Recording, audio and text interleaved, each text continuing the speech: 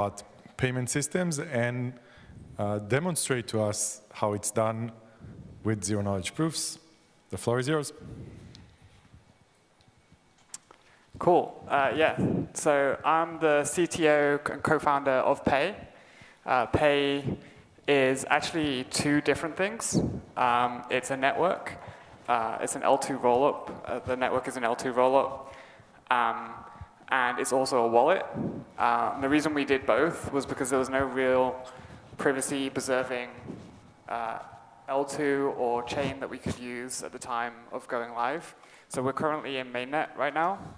So you can come and use the network today. We launched in February, so it's still very, very new, and we're kind of pushing out updates weekly.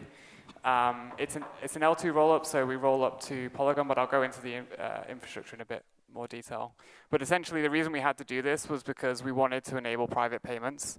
And so you can think of it as a little bit like Zcash, but it's architected differently. It's designed for stablecoins, and it's designed to just be fully private.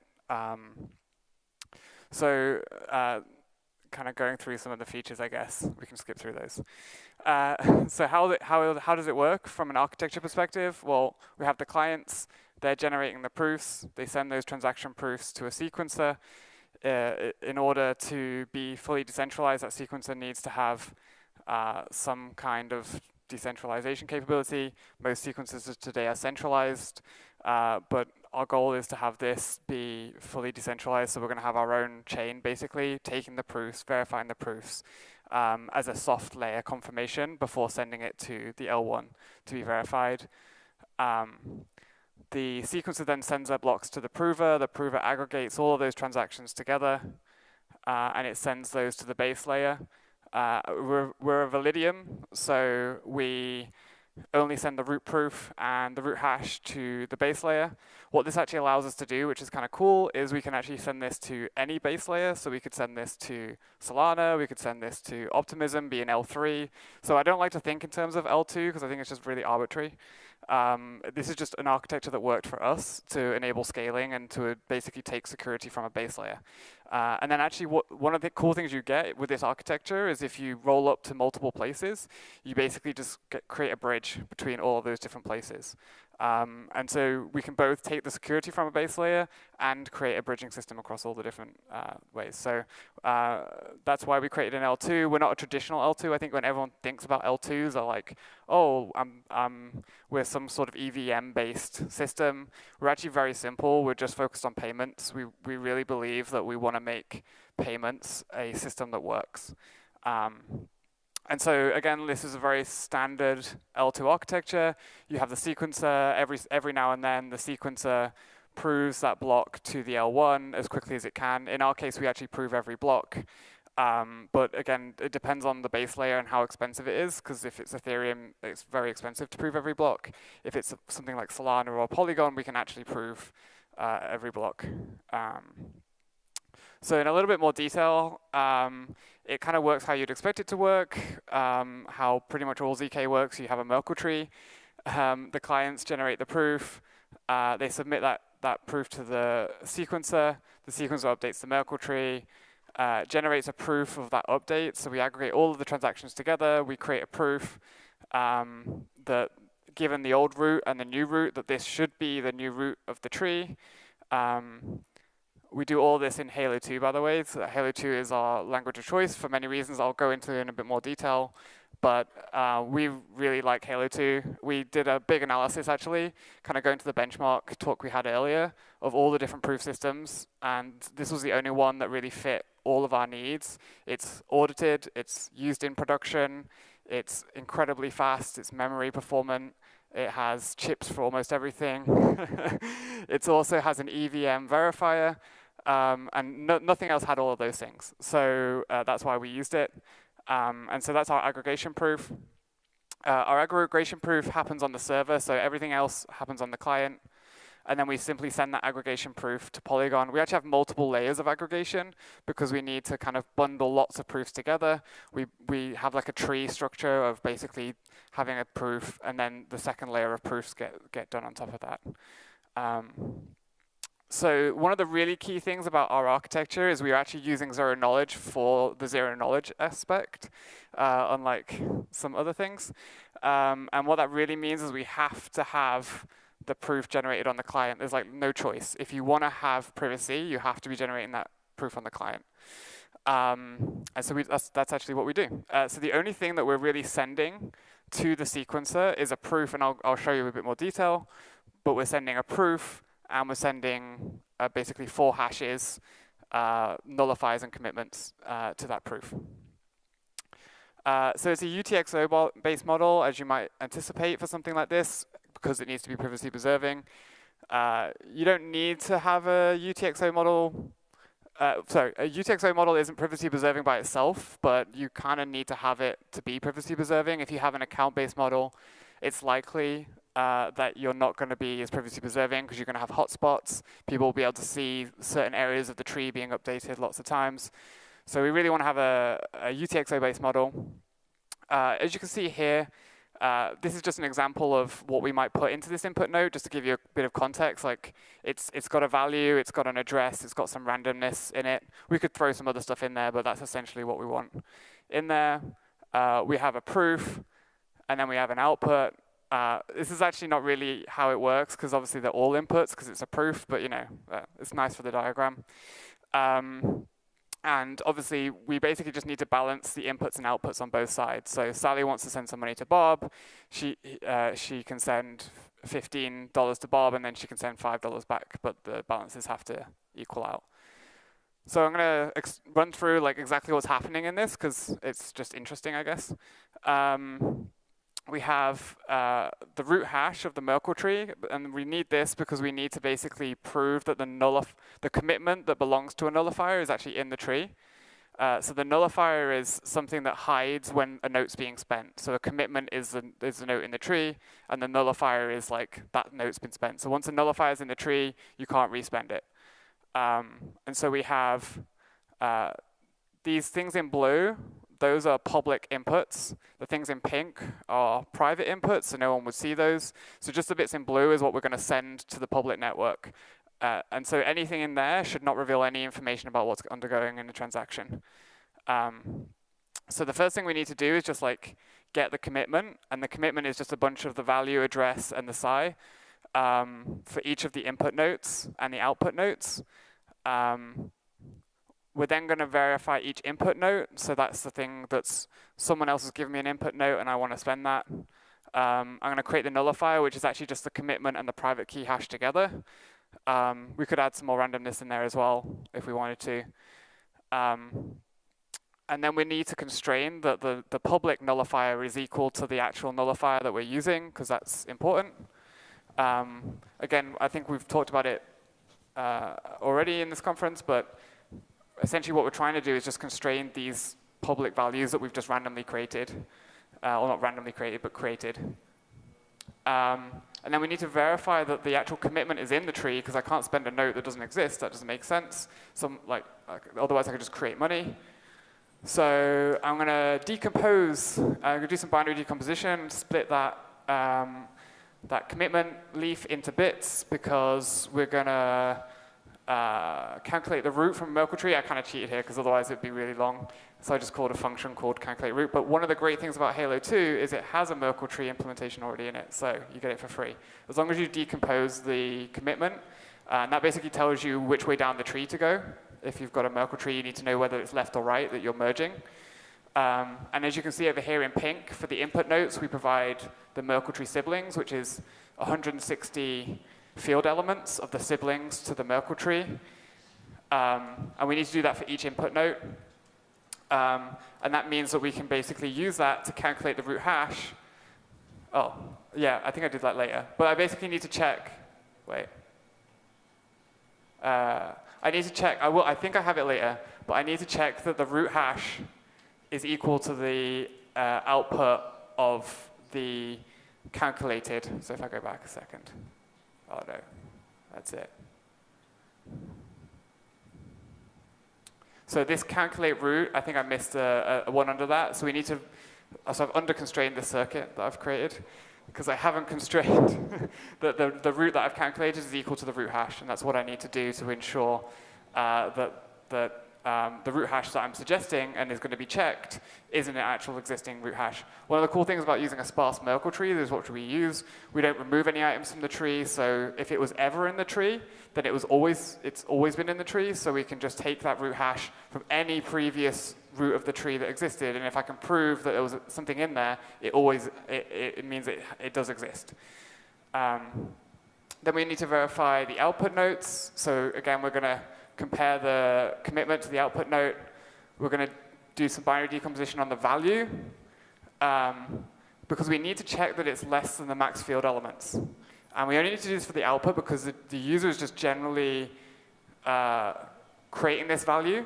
And if it's under the field element value, this is one of the most common bugs I think you can probably create in a ZK system, which is like, you're like, oh, I've checked that the two values are the same, but I'm using like less than a field element size, and therefore the person can just like print themselves unlimited money because I think the field element size is 254-bit, and obviously it's going to be using 256 bits, so you've got a lot of space in there. And then I'm going to check that the sum of the inputs is equal to the sum of the outputs. And we can actually do this in 2 to the 14 constraints, which is absolutely tiny. That's like, I don't know, what is this, 14,000 constraints, something, 12,000 constraints. Very, very small. The Poseidon implementation is very, very small, very, very efficient. And so it takes 3 seconds on a phone, and I'm going to demo that for you guys in case you don't believe me. And the proof size is tiny as well, so it's really easy to send that across the network. Again, another good reason to use a Snark and Halo 2 system. But going back to the payments use case, we still need to actually do something else here. So obviously we need to send the proof and the public inputs to the sequencer. But we also need to send the output note to Bob, right? Because actually this is privacy preserving. So Bob can't just look at the blockchain and be like, oh, there's something here.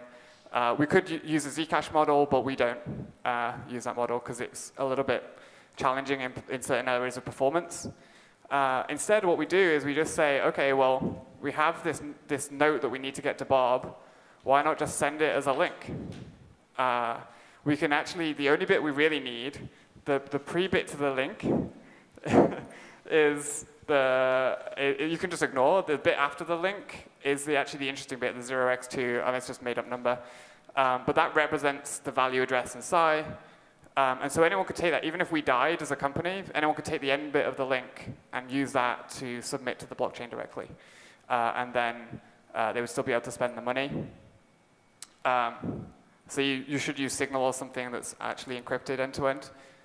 And the nice thing about this is like the link is actually the money. So you can like send it as if it's cash. Like, I'll send you this money, you've got it. You've got everything you need to spend that money.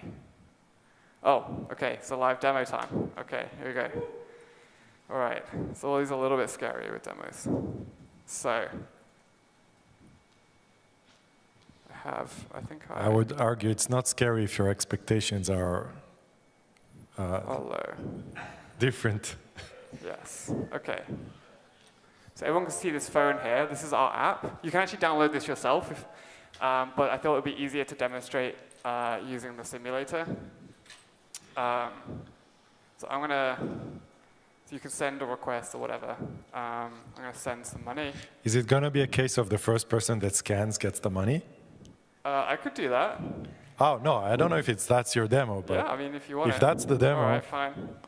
It's only $9, but you can actually, if you come to our side event, then you get $10 for free as well. But, yeah, right. OK, so here we go, $9. So you get to choose whether you do via link or via QR code. So I guess if you guys want a chance to get the link, I'm going to do via QR code. I added some logging at the side. So we generated the proof in 3 seconds. We did a backup. Backups are really important when you're doing a private system, because if you lose the notes, you actually lose the money. So we take encrypted backups for you. And then we send the transaction to the sequencer. It took about 3 seconds to be included in the block, and then transaction was complete. and then you can scan the QR code. All right, I get note already spent. Yeah, Who so- did that? Yeah, so there we go. Come on. Someone else got it. All right. So yeah, so then what we can also do, I have the Network Explorer up here. So we can see this is the transaction that just went through on the network. We have the soft confirmation here. So because we're in L2 effectively, it gets approved by our sub-blockchain, and you get that level of security. When it gets rolled up to the base layer chain, it will change here to hard confirmation. And so if you were sending $1 million, you might want to just wait 10 minutes, 15 minutes. If you're sending $1, you might just accept the reliability of the soft confirmation. So here's information. Of course, this should be the most useless Explorer in the world because it's just showing you hashes and a proof. We are going to add a little verify button underneath this, but for now, we've just put the information on there. So that's the demo. Wait, that's a successful demo live. That was a successful live demo.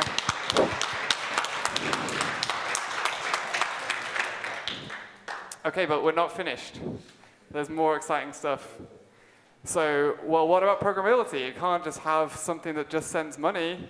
So obviously, we want to try and extend this model to try and enable some programmability. So what we're going to do is we're going to have a separate proof. We're going to keep the whole structure the same because we can reuse a lot of the infrastructure we already have. But we're going to call it as contract proof. And there's going to be some swapping of inputs and outputs across the UTXO proof and the contract proof. But essentially what we're going to do is we're going to add a hash and a contract hash to the input node. And that's going to represent some value that's interesting to someone. It could represent, in fact, a hash can obviously represent anything because it can be a Merkle tree, and therefore it could actually be an entire blockchain underneath this hash. So if we're an L2 / an L3, someone else could build an L4 underneath us if they wanted to. And so the contract proof would take basically the old hash. It would create the new hash, however it does that, and I'll go into that in more detail. But this would be application specific, so that we wouldn't necessarily define this. And then that hash would get added to the output note so that we know that that was created as part of this transaction. And so let's say only the person who has that note would be able to change and do the next thing. And then we'd also add that hash to the Merkle tree so that people can reason about it. They could use it to read state into their contract proof and do stuff about it. Because remember, as long as we have the root hash, we can prove any value in the Merkle tree, and therefore we can prove that this hash exists and use any state within that hash to do something. So this is our UTXO proof. I've removed some of the values just to show that we're basically adding a contract hash and underneath there, and the contract and the hash would be a public input now to the UTXO proof. And then the contract proof would basically take some of the same values. It would take the same root hash. It would confirm the input notes and the output note commitments so that the contract proof could use it in any way it wants to, and it knows those are going to be legitimate because the sequencer will not accept these proofs separately.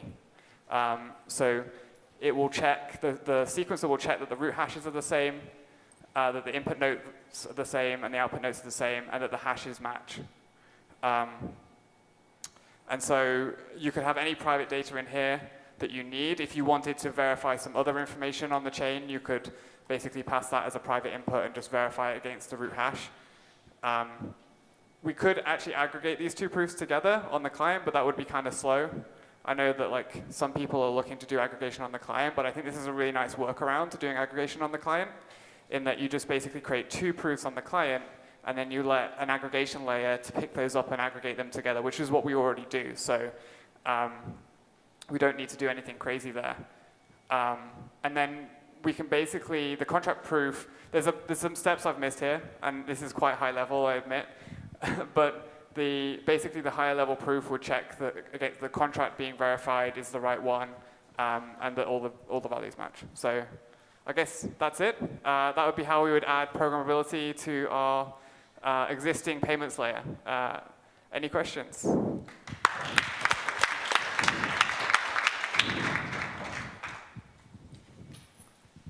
Can you go back to the slide that has the statement that you're proving? The UTXO one? Yeah, one? with all of the things you're proving. Okay, yeah. Yeah, that's exactly it. Okay, first question, why 160? Because is your tree up to 2 to the 160 elements? That yes, seems... it's a big tree. Why? We wanted to use a sparse Merkle tree because they're really efficient to verify, especially on the phone, which basically we just have to do 160 computations. And the Poseidon hash is very, very efficient. And so rather than having complexity around like adding and removing items, and it gives us that ability to say that once the item's in the root hash, it's always there. So I see. And I guess that gives you a nullifier non-membership check as well. Is that right? Yes. So everything's kept in the same Merkle tree. So the commitments and the nullifier is in the same Merkle tree. And we felt like 160 bits was like the minimum security we wanted for the tree. Does that allow you to optimize the case where you know you have that a particular node has been nullified? Or is that? Yeah, so we basically, on the client side, because we're not revealing the commitment that's being spent for the input node, we're just revealing the nullifier, we have to basically prove that the commitment is in the tree.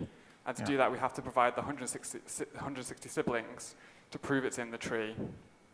And that's much easier than saying, okay, like we'll do a Patricia tree, and then like we'll try and figure out like where stuff went. It's just like very, very simple and very, very like efficient. It's just, as I said, it's like 2 to the 14 constraints. Okay, so we did try a few different things. I know that Aztec are doing like an indexed Merkle tree, which is like a slightly more performance sparse Merkle tree, which we're looking at implementing. Yeah, I guess when we were thinking about these things, hashes were a lot more expensive in the circuit. Yeah, that's... Second question. So this is a 2 in, 2 out. It's like a joint split in Sprout. Any particular reason why you chose that rather than the sapling or orchard approaches where you use value commitments? I don't know exactly how that works, so maybe we can chat afterwards specifically about how that works. Let's take that offline. Okay. Let's see. Go to there's another slide like this where you're checking you're doing a range check. So where it says output value bits less than max field element bits. Yeah. Doesn't it actually have to be less than that because you might have... That's very correct. We actually do, I think, we actually do 240, I think. Okay. So I found a soundness error in the balance violation error in the thing as described on the slides. Okay. Yeah. Our audit was done by Calus, and they were very good. Okay. Yeah. And then about the programmability, can you go to the slide where you add the contracts? Oh. That approach that you're using with the links, by the way, we called that liberated payments, and we never actually implemented it, which we should have done. So these contracts you got, did the output notes have to be the same contract, or how are the contracts composed? Yeah, that's how I envisaged it. This was just like very first. I drew it out the other day, and I was like, "This is interesting conceptually." And the way I had it was like, once you set a note on a particular path, you would like have to end it, but we would allow like maybe because there's 2 outputs, we could allow like if you nullify one, the second output could be something new. But I haven't really delved into how exactly that would work. Yeah, okay. And for the links, the liberated payment like links, So if, I think it's after this, isn't it? Yeah, it's this bit. OK, so suppose that I control the domain payy.link. Yeah. Does that mean that I can intercept the money? It depends, right? Because if I was on Signal, so one of the things we're going to do, just to be clear, is use the pound after the hash thing before the note. So then, even if the request goes for the social links, it will not request the actual number. But if you control payy.link, then you can use JavaScript on the other side to get the fragment. Yeah, so technically we could, if you didn't trust it, you could copy that link. You could copy the bit off the end of the link. But there's an additional attack vector of the fact that if Telegram goes and does the open app social preview thing, so we're going to add a pound in between to make that even more secure. But yeah, so technically yes. I think we'll add a way to just have a value that you can copy and paste. So you can just paste the value if you don't trust us to host the link, which is fair enough. Yeah, because it's easy to just accidentally tap the link. Yeah, it's always a trade-off between like making it easy for users, but not allowing them to do things that they shouldn't do, I guess, if they don't want to. Okay, thank you. More questions? I have one last question. You said if I want to transfer $10 million, I should be careful. Yeah. Do you recommend that people use this to transfer not to be careful to use the system. By all means, send $10 million. Wait for the hard confirmation. OK. So when we roll up to the L1, so at the moment, the sequences are not fully decentralized. And even when they are, they're going to have less security. My question is a compliance question. What's the highest number that you feel comfortable? There's no limit to how much I feel comfortable telling you to send on it. I think compliance is a whole separate talk. Yes. Which is obviously a very big question right now. But actually, if you think about the properties of ZK, is they allow you to do verifiable computation. So it stands to reason that we can create a ZK system that enables compliance in some way without revealing the underlying information of what you're doing. So that's a direction. Yes. OK, thank you very much.